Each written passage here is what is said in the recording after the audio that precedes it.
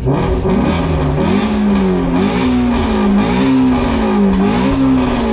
car right over here is the best American car that has ever been made. So right now in today's video, I'm going to be telling you guys why this is the best car made, and make sure you guys stick around for later on in the video, because I'm going to be addressing all the people who call this car overhyped and why they think it's overhyped. So let's get into it with the first reason why this car is the best American car ever built. So the first thing about the car that is so amazing was right underneath the hood. So let's go ahead and open it up. So right over here is underneath the hood of the Shelby GT350. It has 526 horsepower, 429 pound-feet of torque. People regularly will not call this very impressive, but I'm going to show you why it is very impressive. Yes, those figures may not seem like much, but it's not about the numbers. Not about the numbers. It is about the experience and the type of engine it has in it. This right over here is a 5.2 liter racing motor. They call it a Voodoo engine. So if you come around to here and just take a peek on this interior, boom, check that out. Yes, it revs all the way up to 8,250 RPMs. You're seeing that correctly. The red line is that high on the car. Yes, some other cars have a flat plane crank racing engine inside of their cars, but all of those cars are super expensive. Like for example, a Ferrari 458 has a racing flat plane crank engine that is high revving. This engine is super hard to come by, and this engine itself is more expensive than every other piece of this car compiled together. Just the engine alone. You may be asking, why the heck would Ford put such an expensive motor in the car? Why? Because Ford is a bunch of freaking savages and they want to make the best car ever, and they did it. So it's right over here, and what makes it super special is we got that 6-speed manual Tremec gearbox right over there. This is literally the best transmission you can get, and if you want a better manual transmission, the only step up from there is to get a Porsche GT4 or GT3 manual transmission. So now in addition to the engine stuff, it's also the MagneRide suspension that it is paired with. It's super amazing. The car is super flat through the turns. Suspension feels amazing. It's so fine-tuned by Ford. They did such a fantastic job with the suspension. So if you guys are wondering that aspect of the car, it is crazy how well the car turns in, how well it applies its power, how well the dampening is. It has 3 different modes, so you can go in regular, sport, and track dampening. So you'll go from normal driving where it's smooth, and then track from where you're just bouncing all over the place. So then in addition to that, I talked a lot about the engine, but the engine noise is fantastic. It is literally out of this world. So I'm gonna hop up in the car right over here and I'm gonna rev it for you guys. So now in addition to that, this car has 6-piston Brembo brakes up front and 4-piston in the back. This car stops on literally a dime. It is very amazing, the driver confidence you get knowing that you can slow down on the dime, you can turn on the dime. So now I'm just gonna put my clutch in, flip it in neutral, hit that start button. So the car's already warm, so it's not gonna sound anything crazy on that startup. But now let's go ahead and toggle the switch right over here, which is for our active exhaust, so it gets louder. And then also we can put it in our sport mode, so the throttle is way more responsive and quicker. With the valves open, that's up to 3,000 RPMs. This car reaches up to 115 decibels, which is crazy, but you may be asking, like, isn't that really illegal? No, it is not, because I have my active valves right over here. So normal mode, that's how it sounds with them closed. This is how it sounds with them open.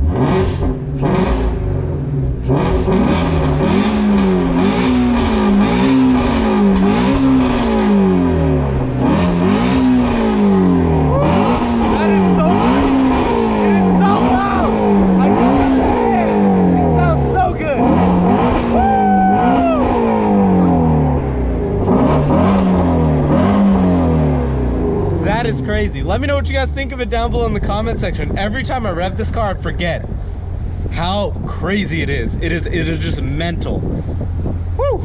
So now, a very common thing with all the research I've done and what people think about this car, many people say, why wouldn't you just get a Z01 1LE? That car is so much better because the track times are way better and the numbers are way better on it. The numbers on this car I think are really good, but I will say the Grand Sport C7, the Camaro Z01 1LE will beat it around the track. But this car is still better. And the reason being for it, it's the driving experience that it comes down to. I used to be the same way, where I was an all numbers guy, just like some of you guys may be out there in the audience, where it's all about the numbers, and that signifies how great the car is. However, after being fortunate enough to drive a bunch of expensive cars, I will say that this car definitely set the bar for me, and it's really hard to get anything better than it. I've driven a Porsche 911 Carrera S, and that is the only car that has hit this same level of the Shelby GT350. So the driving experience with the high revving motor and the manual transmission really is fantastic. And I have driven a Z01 before, and I will tell you, as engagement for a driver, this car is so much better, and that's why it's so special. So for those of you numbers guys out there, I'm sorry, but it's just more than numbers, and it's more about the experience and the confidence that the driver gets when you're behind the wheel. I used to be the exact same way as you guys, but after being able to hop behind the wheel of different cars, talk to more people, it really is all about that driver experience at the end of the day, unless you're gonna have a car strictly to go after lap times. So now some further evidence to back up my claim. Motor Trend, on their best driver's car of the year, which they have done annually, in 2016, the Shelby GT350R got second place, and it lost to the McLaren 570S, which is a supercar that costs a few $100,000. This car right over here, the R version of it, got second place and lost to that. Fast forward to 2020, the Shelby GT350, the regular one, got second place again, and it lost to the Porsche 911 Carrera S, which MSRP is $115,000. This car right over here, which was against it, MSRP of $62,000.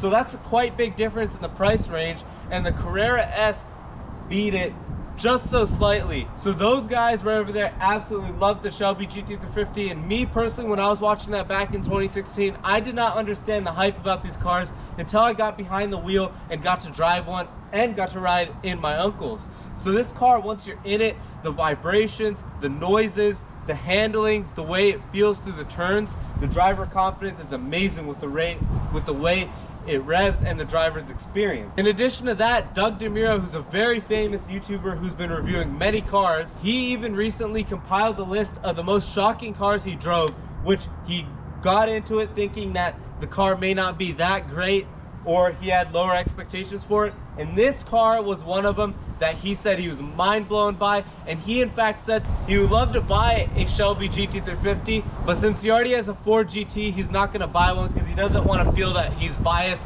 towards Ford cars. That right there is Motor Trend and Doug DeMuro, some of the most famous people when it comes to reviewing a car, that said this car is amazing. In addition to that, Throttle House on YouTube, who does many car reviews, said that this car was super shocking, and they had a video up on their channel about it on their Extra Throttle House channel.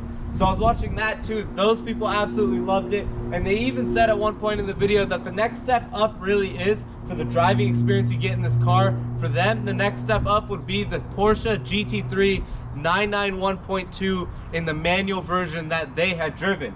So it's completely shocking what this car has done, and ever since I've had it, the car's gone up so much in value. So if you wonder why, it's just the flat plane crank motor. I seriously do not think we are ever going to see it again. Many of you guys may be thinking right now, the C8 Z06 is going to have a flat plane crank. Well, guess what? It is not going to be a Mustang with a front engine, and it's not going to have a manual transmission. This is when the GT500 with the Predator motor came out, with this big fat supercharger cross plane crank engine came out, and we realized that this isn't going to come back. And then they took this away and they gave us a 5-liter Coyote motor as a replacement, which is basically a better version of a Mustang GT, not anywhere near the level of this car for the Mach-1 Mustang. So now I think it's really hitting us that this car is never going to come back, and it's very special, and that's why the price is just skyrocketing in value right now. So now you may be asking, like, the Hellcat's a pretty good car, the sales are crazy on that car. I agree, the sales are crazy on that car, the engine is great on that car. However, you see that supercharged plus a V8 platform with many cars, the Z01, Z06, CTS-V, which I have, and I love the motor. It's nothing like this though. This is just so much better than it. The Hellcat motor you have with the supercharger. Then you also have the Predator GT500 motor that's out, and that right there is just an example that you can get that anywhere. A supercharger with a V8, you can get that anywhere. Flat plane crank motor is special with the crankshaft and the way it's built. and it's super expensive to build. So that's just another point that I had to get out of the way, because I know there are some people thinking out there that the Hellcat's like a legendary motor or the LT4 is like legendary, but this is legendary, more legendary than those will ever be. I'm sorry, but that's just the truth. So let me know what your guys' thoughts are down below in the comment section. Do you want a GT350? Do you already have a GT350? I absolutely love mine. So if you're in the market for one, definitely buy one. Do not even hesitate. I think it's such an amazing car. And looking into our future few years, 10, 20, 30 years, we're just never gonna get anything like it again. So this, I am planning to be my forever car, hopefully, and always keep it by my side. Let me know what your guys' thoughts are down below in the comment section. Let me know if you enjoyed today's YouTube video. Make sure you guys subscribe to the channel, help me reach 1,000 subscribers. Not a garage, to the moon, baby. Let's get it. So I really appreciate every single one of you guys. Like, comment, and subscribe to the channel. See you guys in the next video. Peace.